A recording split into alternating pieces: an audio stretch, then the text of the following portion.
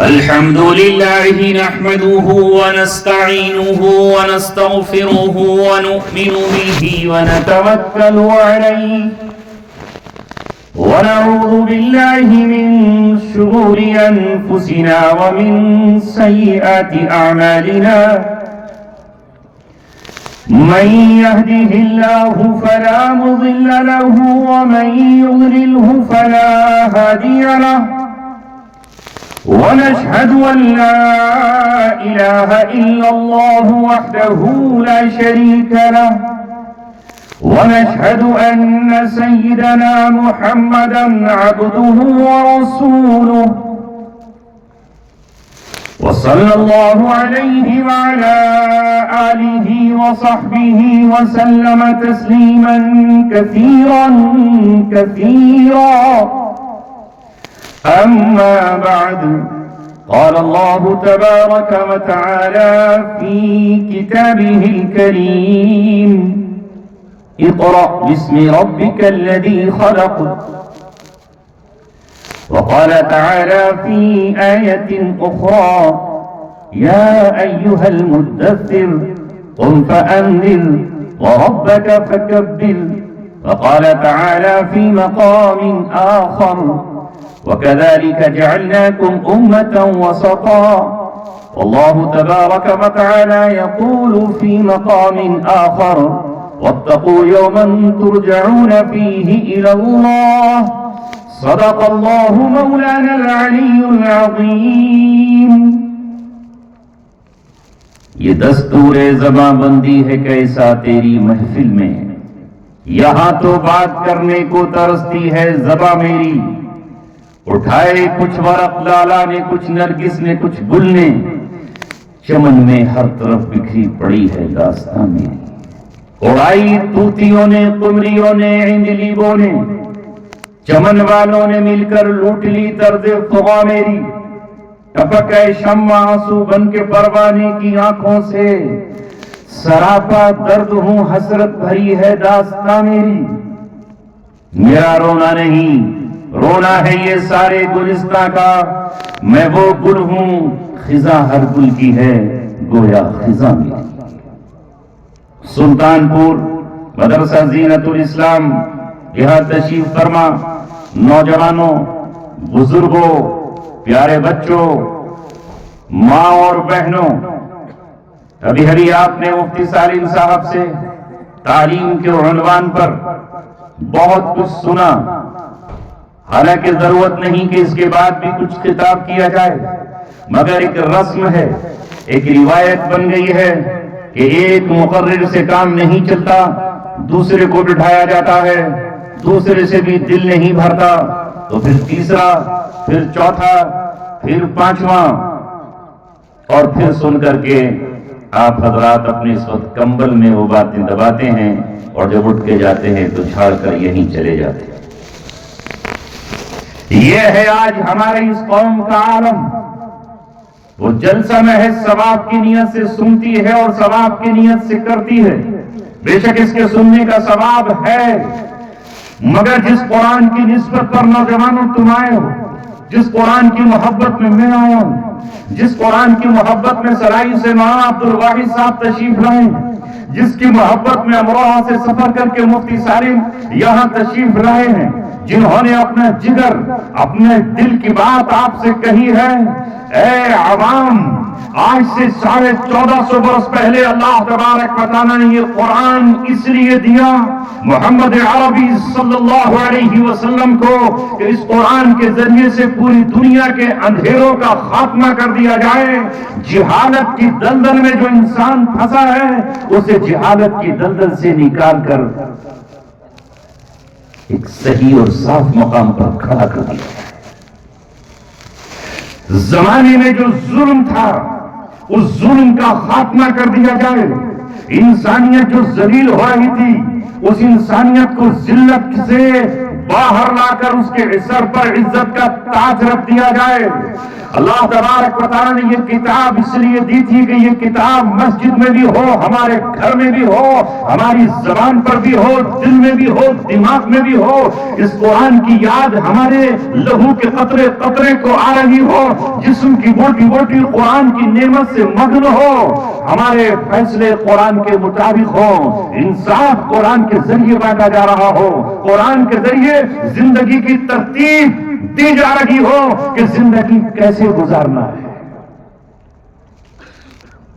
اور یہ قرآن آیا اور پھر قوم اس کو ملی جسے بعد میں خطاب ملا انصار اور مہاجرین کا، جسے خطاب ملا صحابہ کرام کا، جس قوم کو اللہ تبارک و تعالیٰ نے یہ کتاب سپرد کی، انہوں نے اپنی خواہشات کو قرآن کی چوکھٹ پہ قربان کر ڈالا، اپنی آرزوؤں کو مٹا دیا، اپنے نفس کو چھری سے شریعت کی ذبح کر ڈالا۔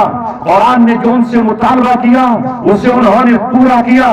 اگر قرآن نے کہا وطن چھوڑ دو میری محبت میں اور چلو یہاں سے اپنا بستر اٹھا کر، تو صحابہ کرام جس میں آپ صلی اللہ علیہ وسلم کی بیٹی بھی ہے، آپ کے داماد بھی ہیں، آپ کے چچا زاد بھائی حضرت جعفر طیار بھی ہیں، مکہ چھوڑ کر اپنے مکان، اپنے کھیت، اپنے باغات، اپنا شہر، اب شہر کی گلیاں چھوڑ کر، خانہ کعبہ کا طواف چھوڑ کر، حرم محترم چھوڑ کر، صفا مروہ کی سعی چھوڑ کر کہاں گئے؟ حبشہ میں پہنچ گئے اور بادشاہ نجاشی کے یہاں انہوں نے پناہ۔ جو خود محمد صلی اللہ علیہ وسلم سے کہا گیا یہ سرزمین تمہارے لیے اب تنگ ہے، تمہاری قوم اور تمہاری برادری ہی تمہارے لہو کی پیاسی ہے اور تمہارے خلاف سازشیں کر رہی ہے، تلواریں اکٹھے ہو کر تمہارے گھر پہ حملہ آور ہونے والے ہیں، لہذا اے محمد اپنے ساتھیوں کے ساتھ اس شہر کو الوداع کہہ دیجئے، یہاں سے رخصت ہو جائیے اور یثرب پہنچ جائیے، مدینے جس کا بعد میں نام پڑا۔ آپ صلی اللہ علیہ وسلم نے پہلے صحابہ کو رخصت کیا اور اس کے بعد صدیق اکبر کو لے کر مدینے منورہ پہنچ گئے۔ یہ جانے والے مہاجرین کہلائے، وہاں ان کی مدد کرنے والے انصار کہلائے، اور ایک نئی بستی، نیا معاشرہ ترتیب پایا جسے مدینہ منورہ کا معاشرہ کہتے ہیں۔ بات آ رہی ہے سمجھ میں؟ اگر آ رہی ہے تو تھوڑا سا 2.5 کلو کا یہ سر ہلا کے بتاؤ کہ ہاں آ رہی ہے۔ اسے بھی ہلانا سیکھو۔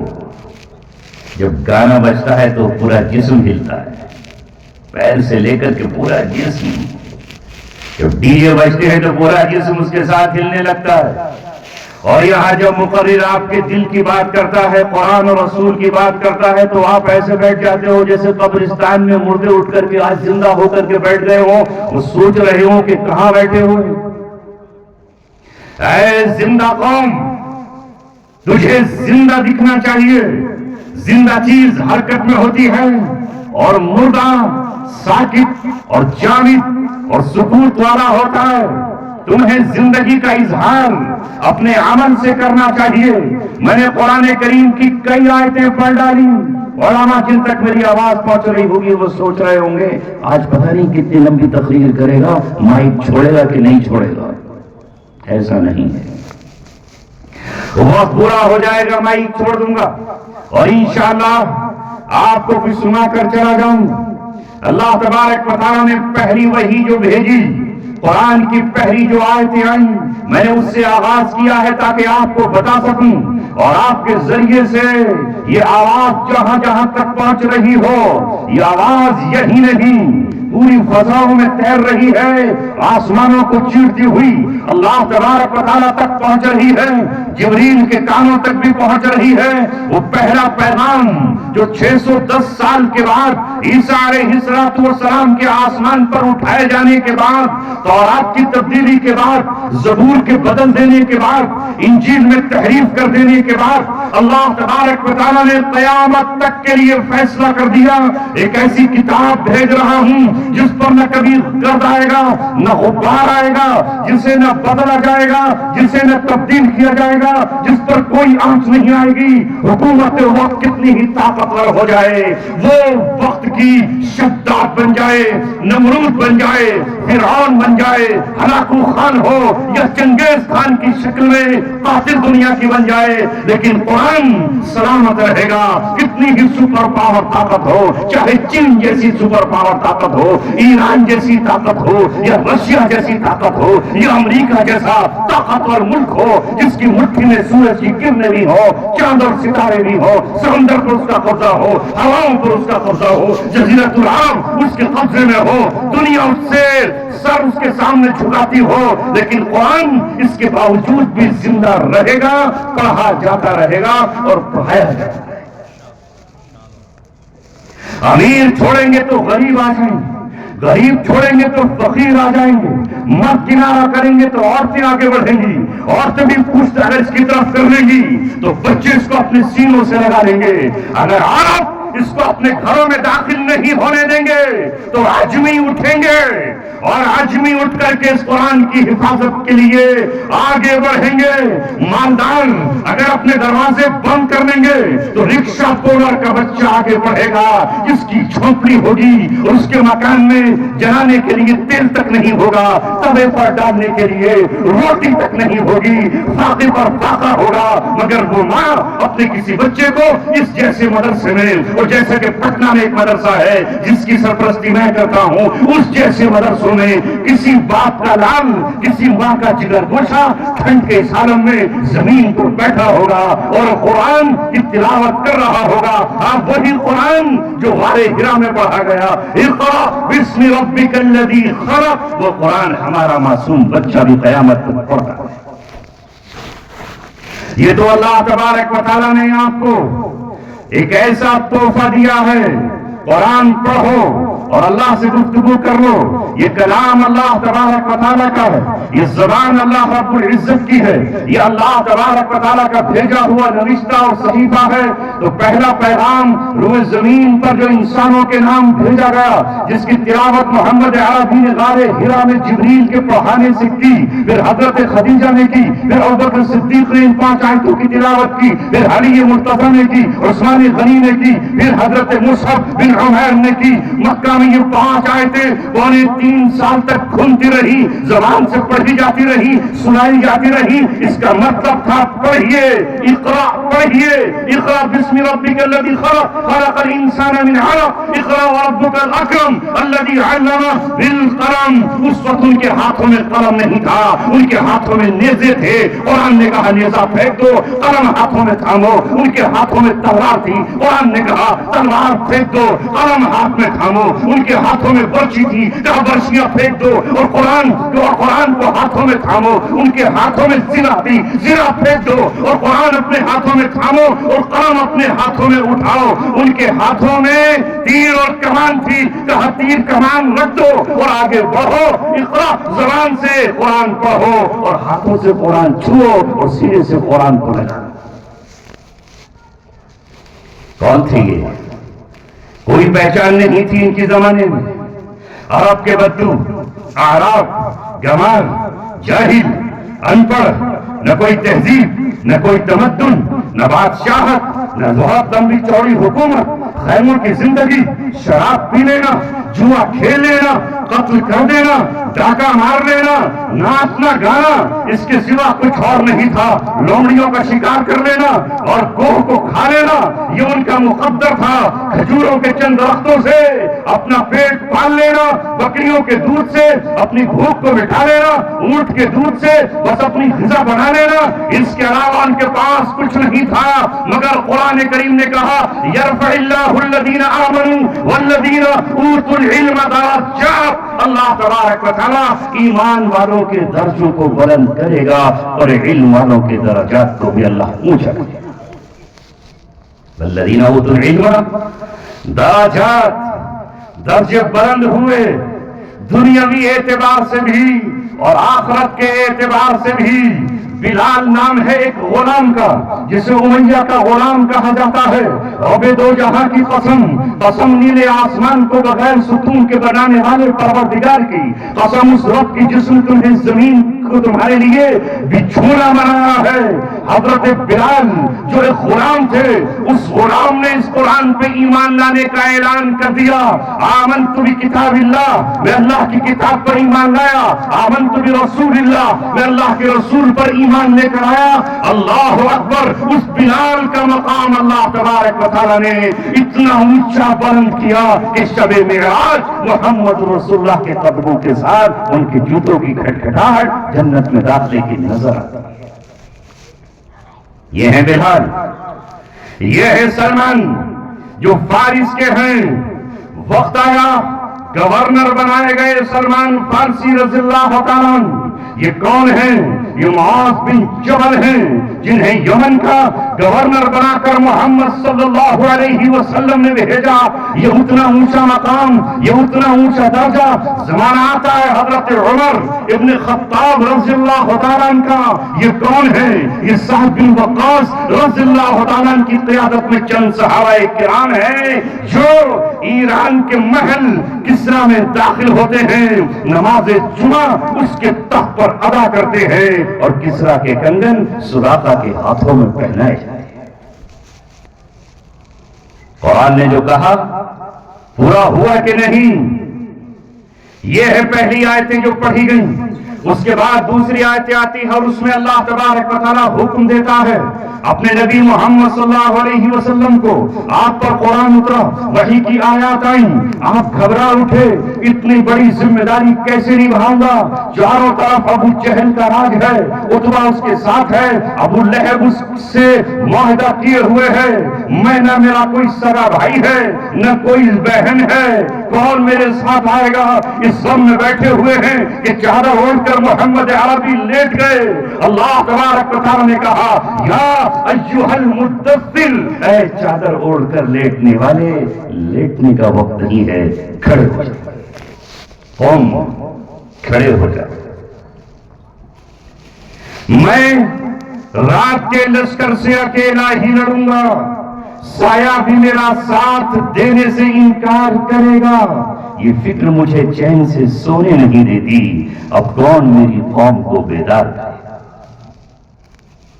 آج یہ آپ کے یہاں آنا رات دن کا سفر اسی لیے ہے کہ جب ہم ان آیتوں کو پڑھتے ہیں تو ہمیں ایسا لگتا ہے کہ اللہ ہم سے کہہ رہا ہے اے لحاظ کھول کر لیٹنے والے، اے اپنی بیوی سے پیار و محبت کی گفتگو کرنے والے، اے اپنے بچوں کو دیکھ کر خوش ہو کر دل بہلانے والے، اے اپنے گھر میں آرام کی روٹیاں کھانے والے، اے اپنے بچوں کے ہاتھ سے چائے اور کھانا کھانے والے، قوم کھڑا ہو جا.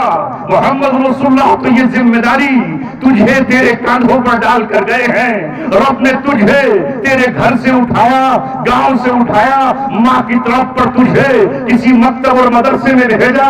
آج سونے کا وقت نہیں ہے، آرام کا وقت نہیں ہے. ہوا کے ٹھنڈے جھونکوں میں، پڑتے ہوئے برستے ہوئے کوہرے میں اور چلچلاتی دھوپ میں اس قوم کو جا کر بیدار کرنا ہے. قوم فانذر، کھڑے ہو جائیے اور ڈرائیے ان کو جو اللہ تبارک و تعالیٰ کے خوف سے نہیں ڈرتے.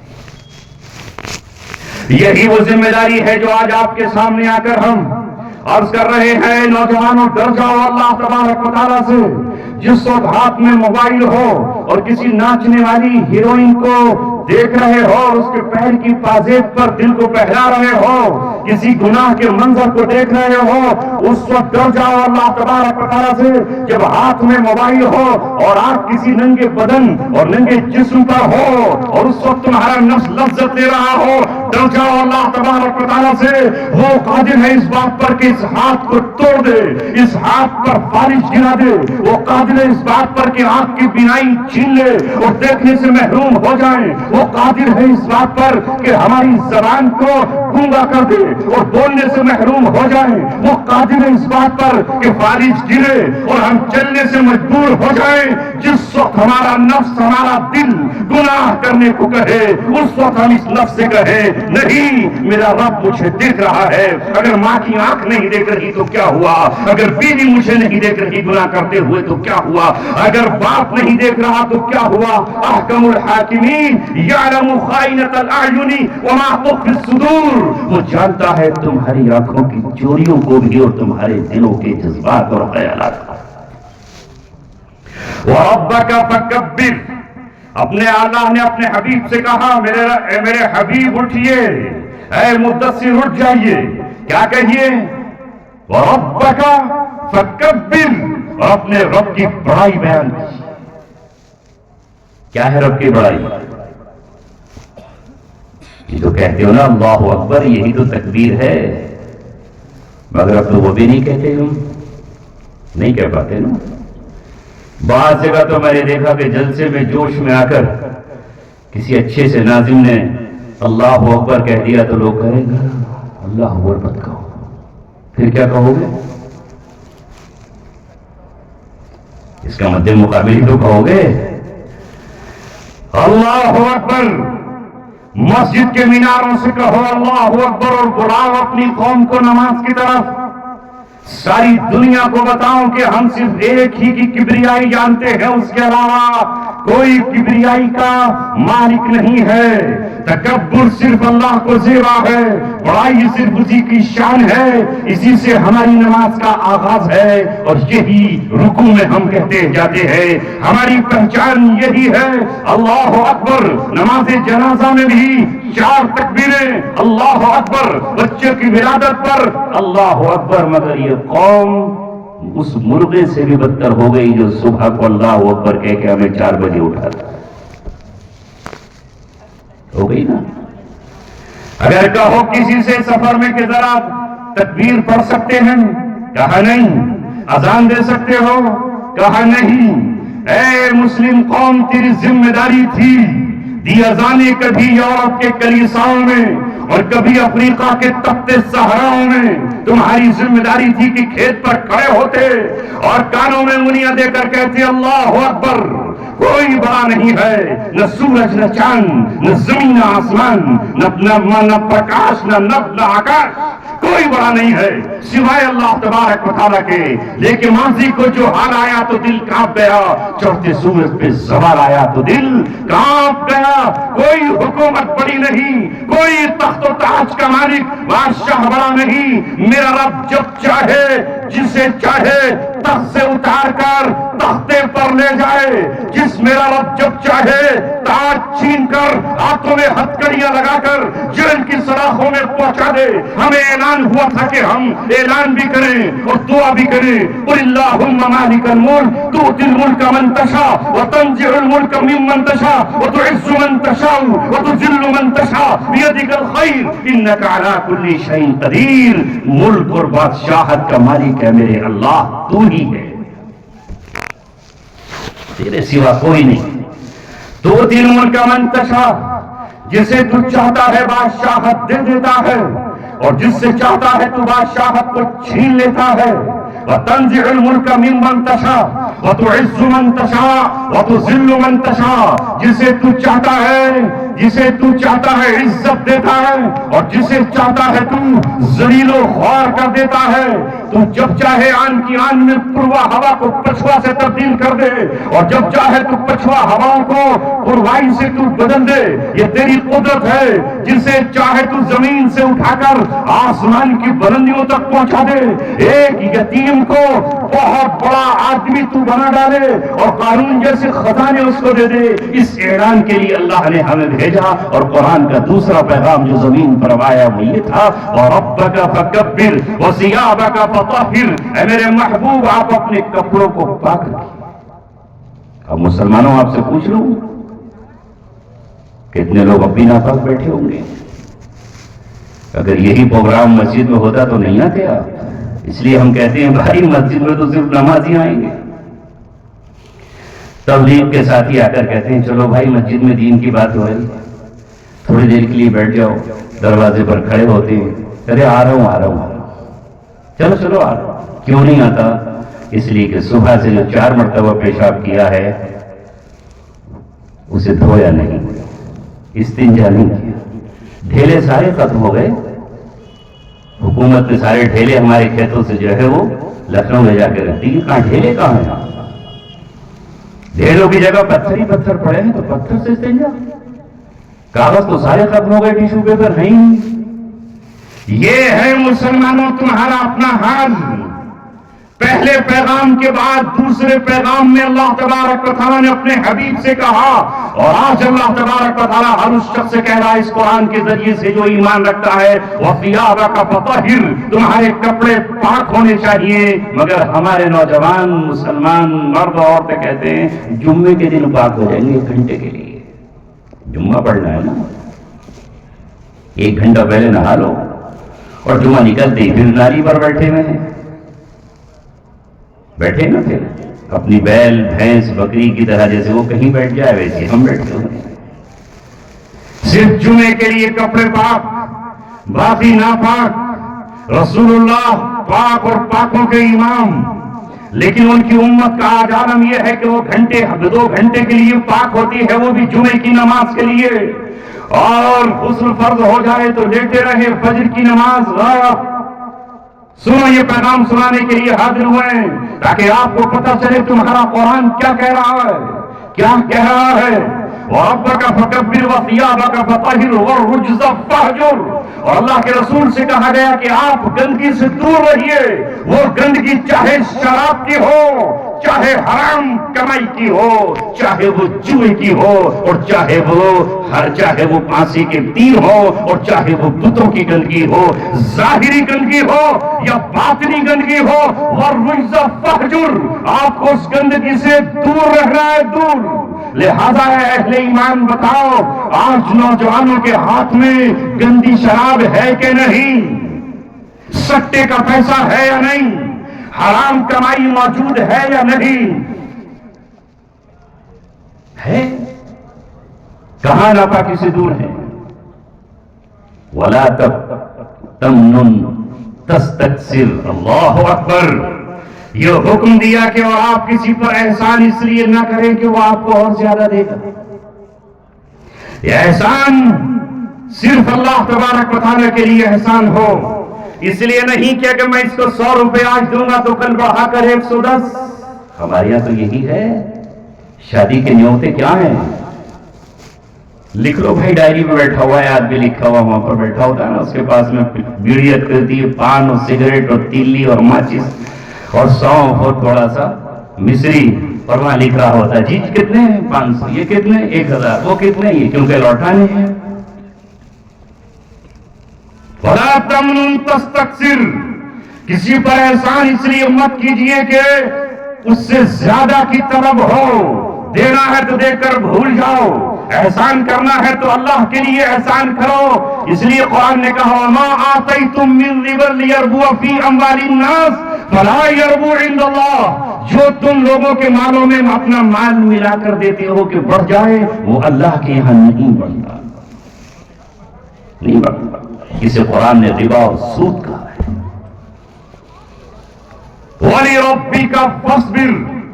اگلا حکم آتا ہے اپنے رب کے حکم پر ڈٹے رہیے، جمے رہیے.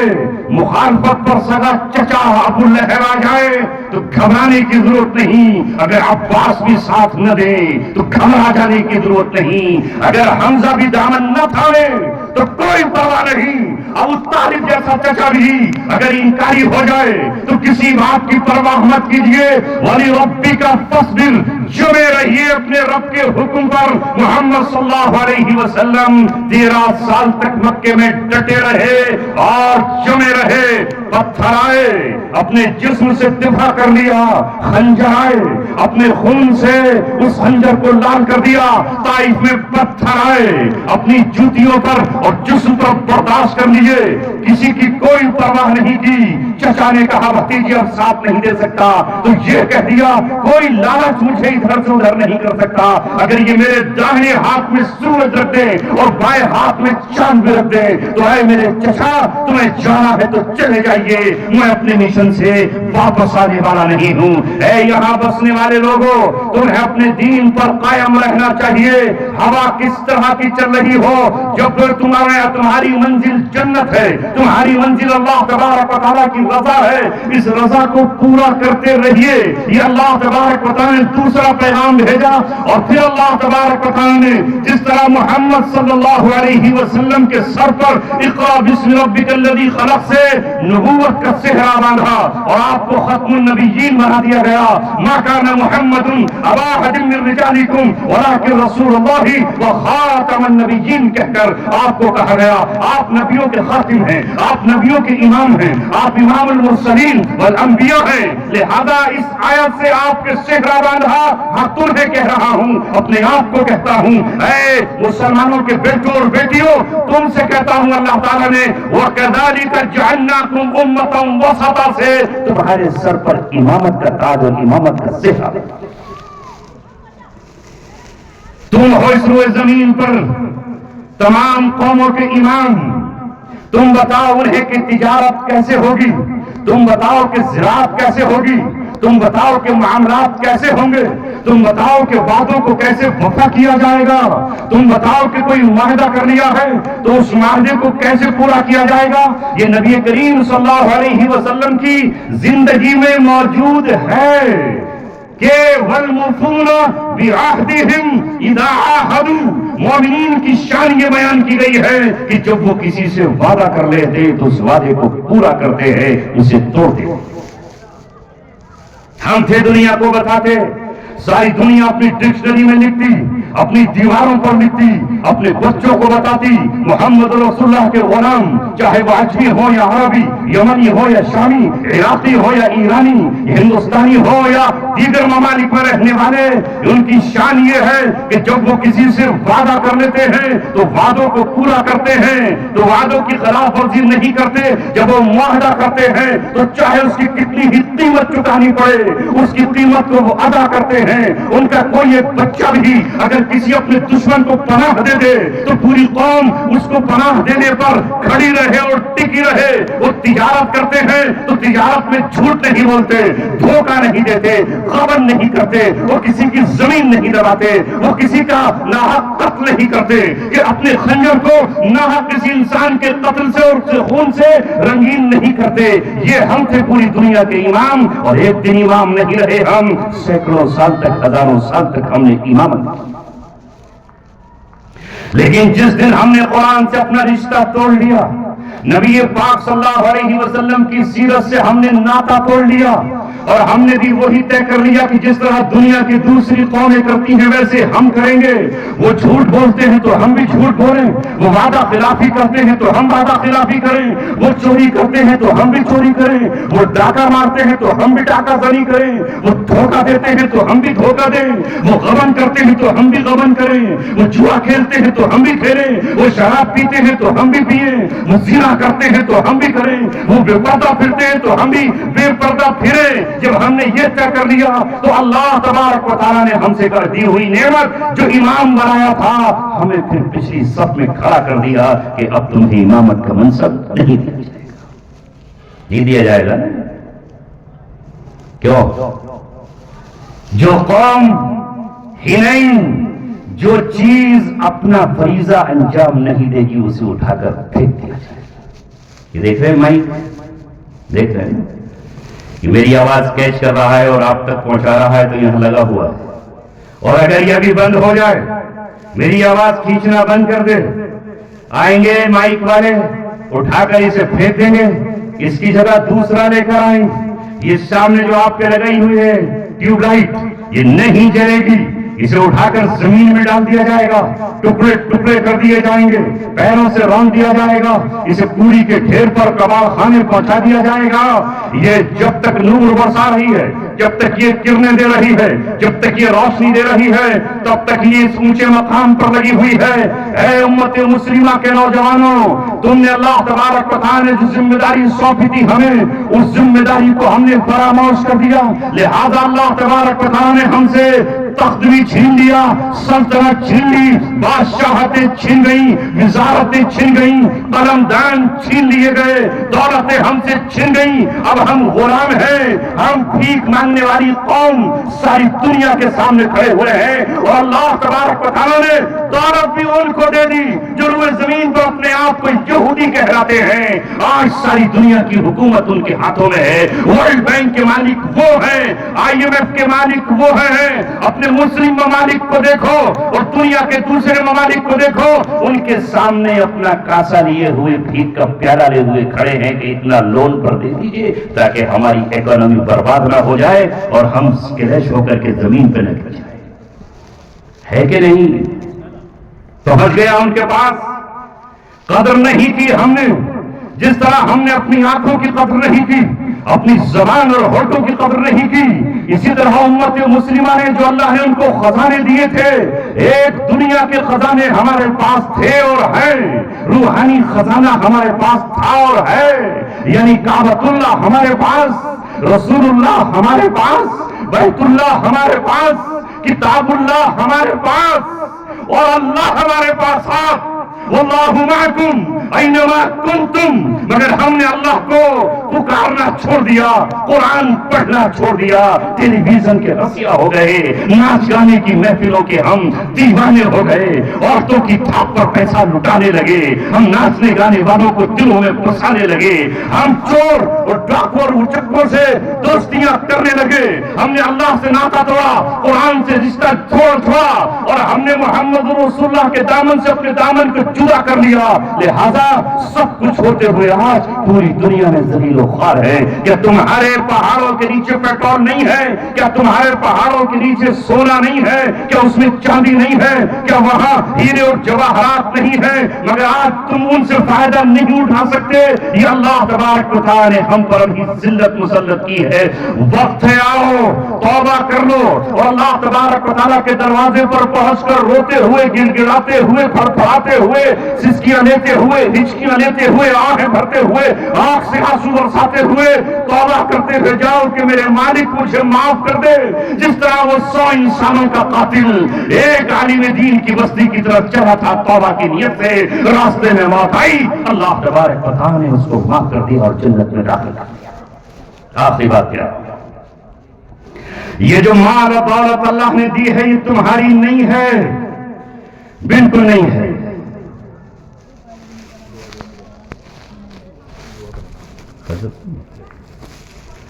یہ بالکل امانت ہے ہمارے پاس، ہر چیز اللہ کی امانت ہے۔ میں یہاں آیا ہوں، یہ کرسی میری ہے، نہیں کہہ دو کار میں رکھ کے لے جاؤں اس کو، نہیں کہو گے نا؟ اگر لے گیا تو کہو گے ارے یہ مولوی تو بھائی بڑا بھوکا نکلا، اب تک تو سوچتے تھے روٹی اور بوٹی ہے، تو کرسی بھی اٹھا کے کار میں رکھ کے لے گیا۔ یہ امانت ہے، مجھے صرف اس پر بیٹھنے کا حق ہے، لے جانے کا حق نہیں ہے۔ اسی طرح اللہ تبارک و تعالیٰ نے جو مال ہم کو دیا ہے وہ مال اللہ تبارک و تعالیٰ کا دی ہوئی ہم پر امانت ہے۔ 100 روپے اگر تمہارے پاس ہیں تو اس میں 2.5 روپیہ تمہارا بالکل نہیں ہے، اس زکات کی شکل میں تمہیں اپنے ان غریب بھائیوں کو دینا ہے، مسکینوں کو دینا ہے، یتیموں کو دینا ہے، قیدیوں کو، ان کی بیویوں کو دینا ہے، مسافروں کو دینا ہے، تنگدستوں کو دینا ہے، جن کے کاندھوں پر قرضے کا بوجھ ہے ان کو دینا ہے، تمہارا نہیں ہے۔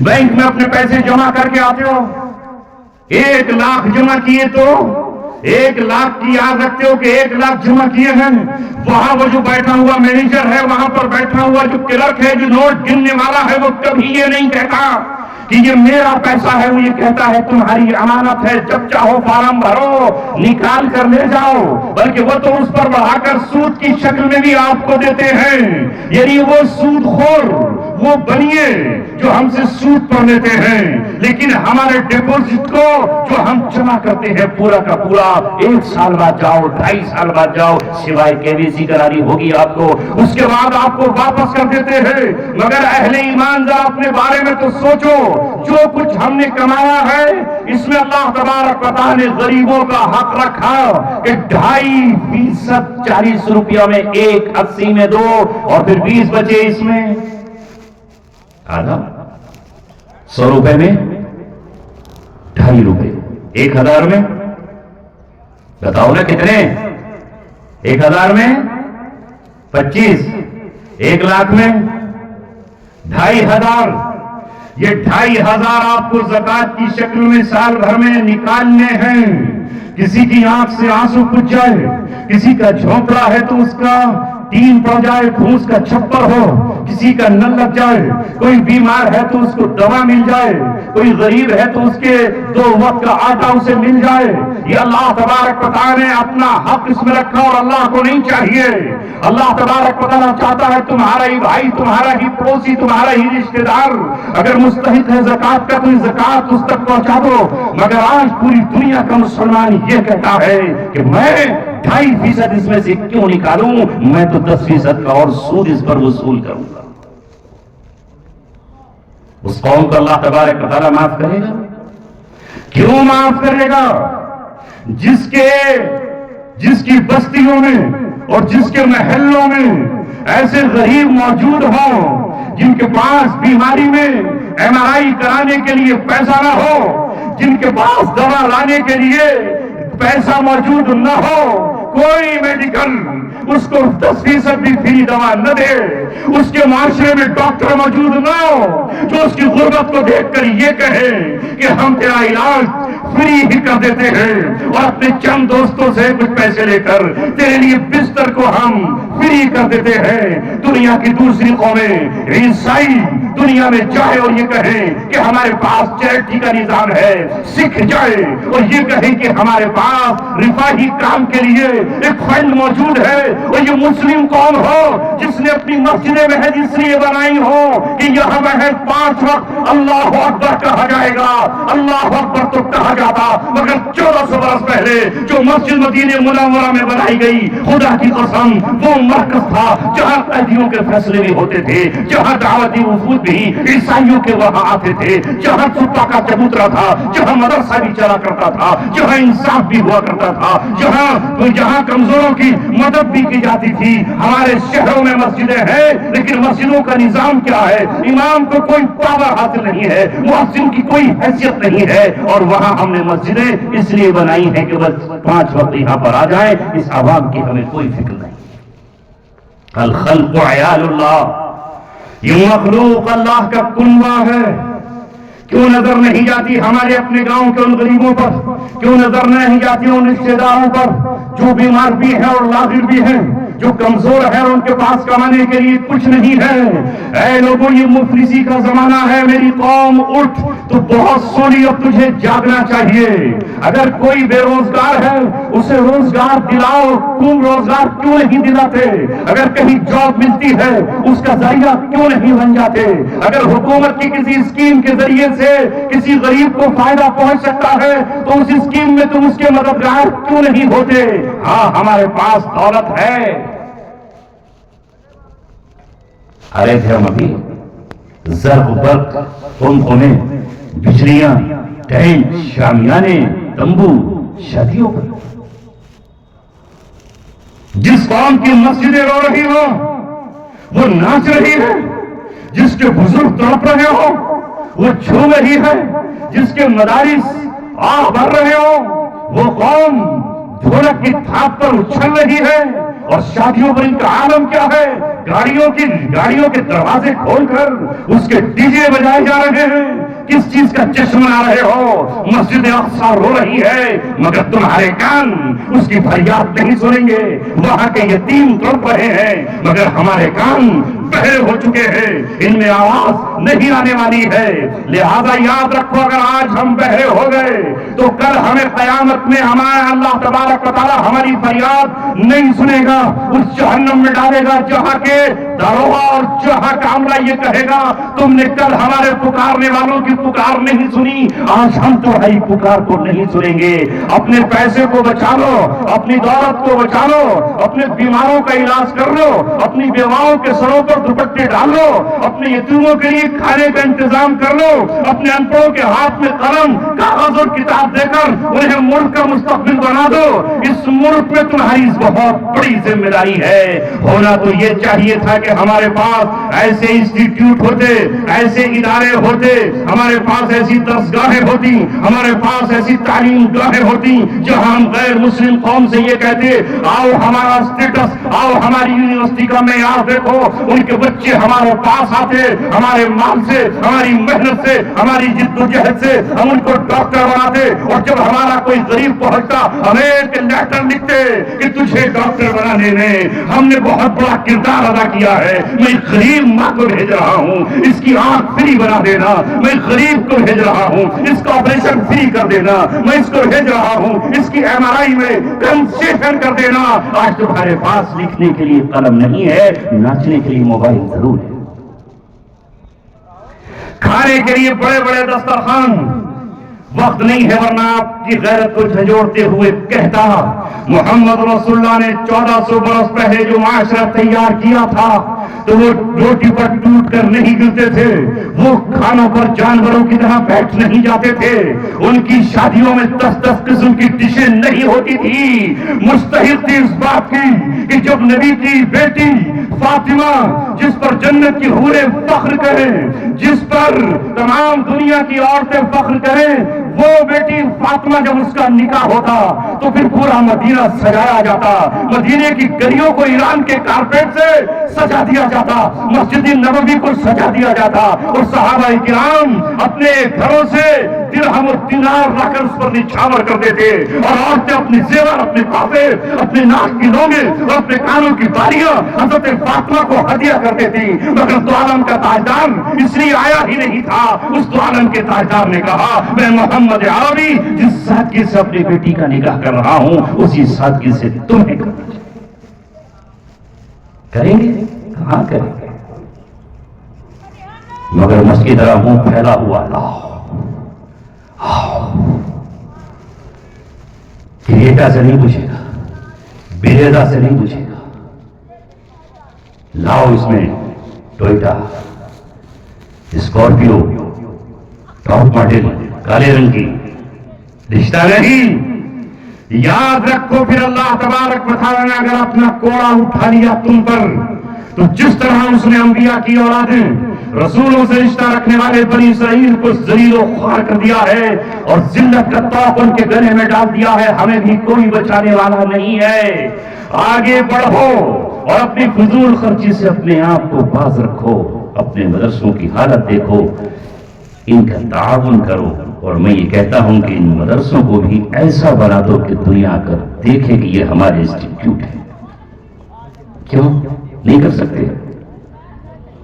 यहां से लेके वहां तक, गाजियाबाद से चलो वहां तक, तुम्हारा होटल कोई खातिर ख्वाह नजर नहीं आएगा, शिवा ही शिवा नजर आएगा। वो अपनी दुनिया के लिए कितने एक्सपर्ट और कितने चालाक हैं। प्रेयर रूम भी बना दिया ताकि मुसलमान भी खाना हमारी ही यहाँ खाए और नमाज भी पढ़े और फिर हमारे बिजनेस को आगे बढ़ाता हुआ चला जाए। तुम्हारा क्या है? महज बिस्मिल्लाह लिखने से कोई मेयार नहीं बढ़ जाता। काश बिस्मिल्लाह होटल भी लिखा हुआ होता और उसका मेयार शिवा से ऊपर होता, जो वहां का ये कहता यहाँ के टॉयलेट देखने के काबिल है, यहाँ के गुस्लखाने गुस्ल करने के काबिल हैं, यहाँ पहले इस लायक है कि हम यहाँ अपनी गाड़ियां रोके। हमने अपनी दुनिया भी खोदी, अपनी आफत खोदी। ये तो हम चंद जैसे दीवाने हैं जो अपनी एड़ियां रगड़ कर पानी निकालने की कोशिश कर रहे हैं और अपने फटे हुए कपड़ों से आपके सामने भीख मांगते हैं कि अपने चंद बच्चों को कुरान पढ़ाओ।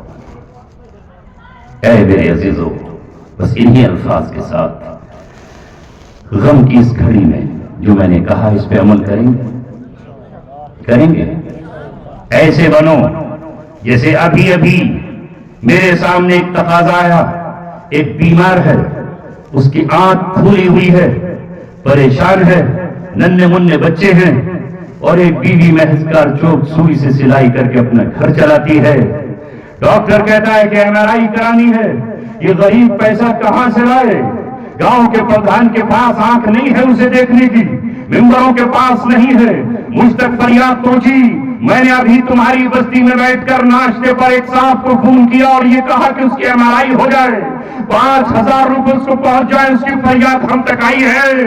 اگر اس وقت ہم اس کی فریاد پوری نہیں کر سکتے تو کہیں ایسا نہ ہو کہ قیامت میں وہ ہمارا دامن پکڑے اور اللہ تبارک و تعالیٰ کے حضور لے جائے اور نبی کے پاس پہنچ کر کہے کہ ان کے تعلقات چند مالداروں سے تھے، میرا علاج ہو سکتا تھا، میرا یہ درد ختم ہو سکتا تھا۔ میں نے ایک نوجوان کو دہلی فون کیا، اس نے کہا حضرت غم کی ضرورت نہیں ہے، آپ اکاؤنٹ بھیج دیجئے، انشاءاللہ اس کے علاج کا پیسہ جو اس کی MRI میں یا اس میں خرچ ہوگا وہ ہم دیں گے۔ ایسے بنو۔ یہ لوگ اگر زمین پر رہیں گے تو عذاب آنا چاہے گا مگر ٹھہر جائے گا، زمین پر اللہ تبارک و تعالیٰ عقاب لانا چاہے گا مگر ہمارے آنسو، ہماری فریادیں، ہماری دعائیں اس کو روک لیں گی۔ اور ہر شام کو اپنی آخری شام سمجھو۔ اس بیچارے نوجوان نے کیا سمجھا ہوگا کہ آج کی شام وہ تو سوچتا ہوگا جلسے میں شریک ہونا ہے مگر اللہ کی طرف جانا ہے۔